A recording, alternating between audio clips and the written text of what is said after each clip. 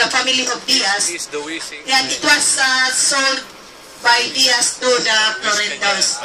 It is 2,000 square meters and it was sold out at 2 million. 1,000 pesos per square meter. And they're now putting stones to gathered sand to connect it to Malipano Island. Because in front of you is the Malipano Island in which the villas are located.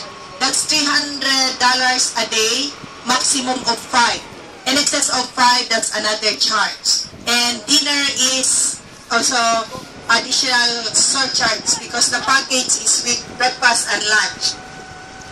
And then in your right, that's where you can see mga styrofoam na puti.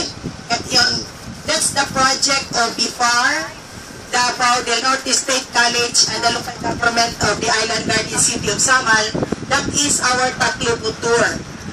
The Taclobos there are 1 meter in width, 500 kilos, and there are about 6 species of Taclobo located in that area.